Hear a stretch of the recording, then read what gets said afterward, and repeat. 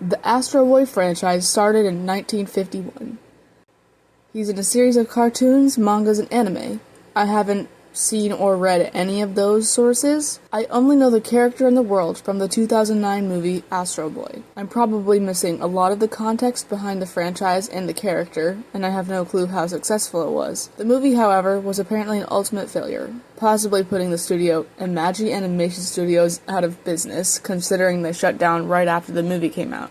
Even though there is probably no target audience for this movie, much less this video, I grew up on this movie and it holds a dear place in my heart, especially considering the transcoding in Astro's character. I don't think the writers intended for there to be a trans metaphor, but it's still fun to see parallels with my own life or with others' experiences. This is basically a deep dive that no one ever asked for to show that Astro Boy is transgender, or the parallels between his experience and the possible transgender experience. If you're afraid of trans people, this is your sign to leave, because I'll have some pretty scary stuff for you in this video. I'm also non-binary, so you might have a heart attack. I'm Flint. I'm spreading the alphabet mafia agenda. So, let's get into it. There will be spoilers for this movie that was made decades ago, so you've been warned. You've had decades to see it, so this movie takes place in Metro City, an island in the sky. The implication is that humans trashed the whole Earth and got too lazy to take care of it, so they instead made a small floating paradise. The rest of the Earth is called the surface, and they throw all of their trash down there. Tenma is the head of robotics in Metro City, so of course his son is the main character. Tenma is the reason that they live in a futuristic and advanced society that relies so heavily on robots. Robots do every possible task and are treated like trash before and after their use. The main point being that nobody sees robots as living sentient beings. Toby is a 13-year-old child prodigy. His introduction is in a classroom where he quickly aces a math test and is compared to his father for being smart. He reveals that his dad promised to take him to see some sort of presentation, but Tenma says he's too busy. It seems like Toby is being neglected, or at least ignored by his father on some level, and even calls him sir. I think this is just the absent father stereotype, and I'll get into criticisms later, but the movie's biggest flaw is the father. But for now, all you need to know is that the dad is busy with work. Toby finds his way to the Ministry of Robotics to see his dad's presentation of the Peacekeeper against his father's wishes. President Stone is the head of the military, and he clearly doesn't see Toby as an equal, so he puts him into a random room to keep him away from the presentation. A closet, if you will. Also, President Stone, he's played for comic relief, but he's one of the main villains. The political messaging about his character is a bit on the nose, but it's pretty funny. So the blue core is revealed by Elephant, Tenma's colleague, who is painted as some sort of hippie. He has dreams of fixing up the surface world and using the blue core's sustainable energy. Stone wants to use it for military weapons. Elephant explains that the blue core has an opposite, a red core with negative energy. President Stone takes both cores. The only reason Tenma and Elephant put up with him is so that they can get funding from the military for their research. So Elephant is also very queer-coded, which in my opinion lends more weight to Toby's queerness than I initially realized. He's seen as a hippie, he's judged, but I'll talk about that more later. So obviously, blue and pink aren't actually gendered colors, so I'm not claiming anything of the sort, but the symbolism might still be there. I think within the context of this movie, the blue core could represent Astro's masculinity, and the red core represents femininity, only relative to Astro Boy, who's Toby's robot counterpart. Red being negative doesn't mean femininity is negative. In this case, it only represents how harmful it could be for Astro to force femininity on himself, or to force himself into a box that he doesn't fit in. It's not a perfect comparison, but throughout the movie, the blue energy represents what Astro is about. It represents himself, his own nature, and the red energy represents things like repressing his true self and forcing an incorrect identity onto himself. Toby escapes the closet to watch the presentation, but unfortunately finds himself in the room with the Peacekeeper. President Stone puts the red core into the robot, and it's more dangerous and unstable. The robot gets out of control, and Tenma notices Toby, but it's too late. Toby is trapped with the Peacekeeper, and Tenma has to brutally witness his son's death. Toby only disintegrates for some reason, but luckily leaves his hat behind so that we can conveniently use a piece of hair found in the hat to copy his DNA and his memories. The red core symbolization does work here because it's what destroyed Toby in the first place. Tenma, grief-stricken and dramatic, builds a robotic replica of Toby and puts his memories into him. Elephant helps him by bringing him the blue core to power Toby with, or his robot counterpart. He knows this won't be the same as Toby, but that's because we know this is where we meet Astro, once again represented by the blue core. This is when viewing this movie through a trans lens really comes into play a little bit more. Tenma takes Robot Toby home, and I'm going to call Robot Toby Astro, because that's the name he decides to go by later on in the movie, but at the moment he's going by Toby. So Tenma takes Astro home and tries to connect with him. He hasn't really changed, but Tenma has been absent in Toby's life for so long that I suppose he forgot who his son really is. Oren is Tenma's robot assistant. He's the one who escorts Toby around and makes breakfast, and he's treated like a maid or servant. Oren notices that Toby is now a robot and tries to keep calm, but quickly connects with him on a deeper level. Now Oren and Astro have something that they can both relate to, whether Astro knows it right now or not. Despite his son now being a robot, Tenma overlooks this and continues to dehumanize Oren even though they're both robots now. Robot Toby and Tenma struggles to reconnect. Tenma gives him some old books that Toby used to like, but Astro is not amused. He does find a page talking about flight in one of the books and gets very excited over the idea of flying. He makes elaborate paper airplanes and has help from Oren. Toby clearly sees him more as an equal, especially compared to how his father sees robots. This scene is them unknowingly bonding over both being robots. They're allies, they're part of the same community. I think a big part of this scene is Toby's relationship with flight. He was very excited to test out his airplanes, and I think flying is a good reference to his self-expression and identity.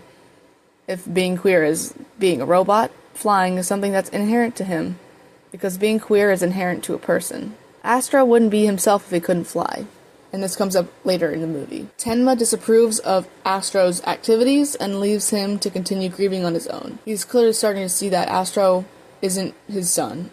He isn't Toby. He's accepting that Toby is gone. Astro is sent to his room where he discovers that he can now understand the robots that clean his window. While he's freaking out about his new ability to understand them, he falls out the window. Instead of dying a second brutal death, he discovers that he can fly. This whole scene could be compared to gender euphoria. He's experiencing his identity as a robot to the fullest for the first time. He's feeling validated in his gender, or validated as a robot, and expressing it by using his new abilities. The scene feels like he's stumbling into a new identity, confused and curious, and discovering who he truly is.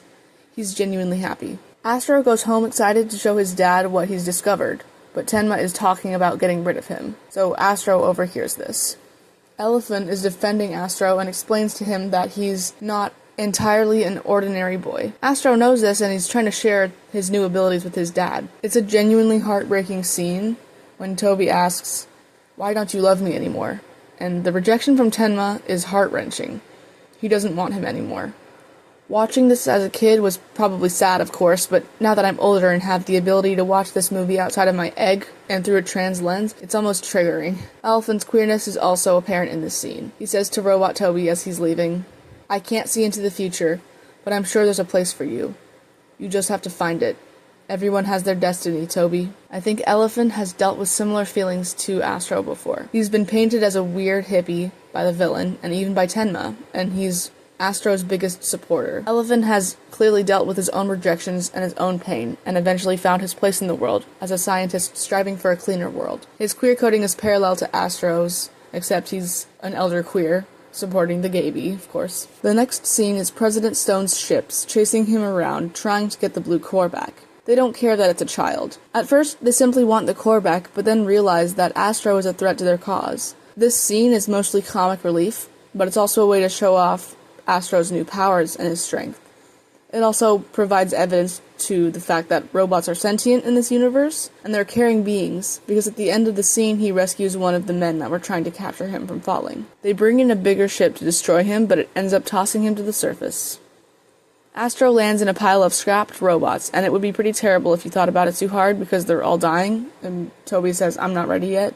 So Astro is found by a robot trash can that tricks him into a pit so that the side characters will find him. Trash Can knows he's a robot, but the kids can't tell. These kids were trying to kidnap robots for some reason. That'll come up later. Enter Cora, the leader of the kid gang, because I'm lazy, and they barely get screen time, so that's what I'm going to call them. Zane, the twins Widget and Sludge, and obviously Cora, are the main group. These kids had been kicked out of Metro City or abandoned in some way.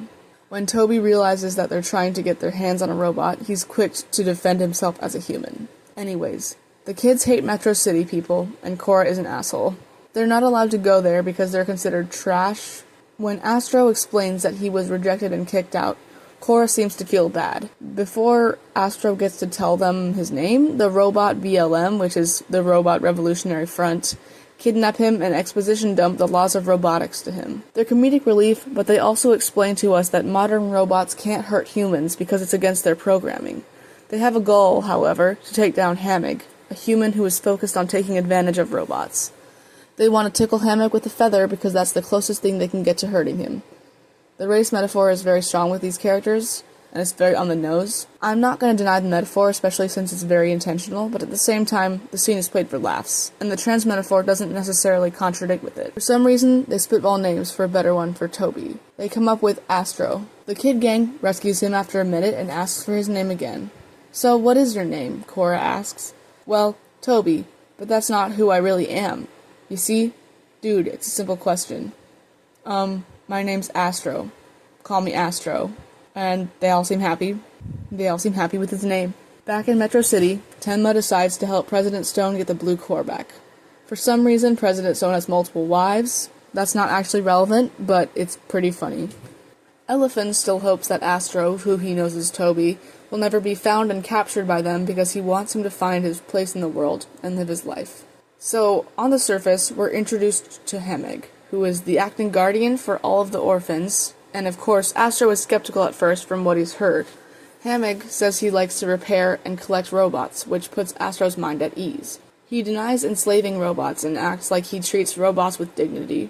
Of course, they all leave out the important details about the robot games, which is basically forcing robots to dogfight in an arena. Astro tries to come out as a robot, but settles for being called an orphan instead. None of the kids have parents or families other than each other, and they seem like a happy group. It's more than the kid gang. It's a bunch of, random kids. Hamig tries to comfort and bond with Astro. He reveals that he was ahead of the Ministry of Robotics with Tenma, but that they were intimidated by him, so they threw him to the surface. I suspect he was thrown to the surface for a different reason, but I don't think that's ever explored in the movie. Trashcan urges Astro to come out as a robot before he gets too close with his family. He keeps trying to out him, which is not cool, Trashcan. While looking for useful robot scrap, Astro finds an elder queer. Well, Astro finds an old construction robot that's been abandoned. He's called Zog. He gives it some blue core energy to bring Zog back. "I know you're not dead. You're just pretending. Zog, let me help you." I choose to read this as if Zog was being abused and mistreated for years, but now he's given a second try when a younger robot gives him hope and encouragement, and also he's 100 years old, so he doesn't follow the new laws of robotics because those were established 50 years ago. As they clean and prepare Zog for the robot games, Hamig uses As they clean and prepare Zog for the robot games, Hamig uses a robot detector near Astro and grows suspicious. That night, Astro and Cora chat. Cora is trying to reach her parents in Metro City with a broken phone, which is where she came from. She's ashamed of being from there for some reason, but it gives Astro another way to connect with her. He finds it a good time to try coming out again in this supportive, quiet environment, but once again he struggles to get the words to come out. Do you ever feel like you just don't fit in? Like you're different to everyone else? Kind of an outsider? That's what Astro asks Cora. And, of course, she's very supportive, but she doesn't know that he's a robot yet. Now it's time for the robot games, and Astro finally learns what happens there. Astro says, "I thought it was a show, not a slaughter," and Hamig replies, "They're just robots, son. I do like them, but at the end of the day, they're just junk waiting to happen. Unfortunately, they don't have real emotions." Then, before the games, Hamig shocks Astro in front of the kid gang, traumatizing everyone and outing Astro as a robot. The kid gang is horrified, but then realize he's a robot and feel betrayed. Astro is put into the robot games. Astro fights the other robots for self-defense, otherwise I'm sure he wouldn't have done anything, because when given the opportunity to fight Zog, he absolutely refuses, even when he's potentially about to be killed. When Zog is instructed to kill Astro, he also refuses. Hamig angrily shocks him and tries to provoke him, but it causes Zog to approach him instead. He's about to step on him because he's older than the laws of robotics and he doesn't have to follow them. Since Astro is a robot with feelings and sentience, he protects Hamig. It awes the crowd and his friends. He's not the way they expected robots to be because he has humanity.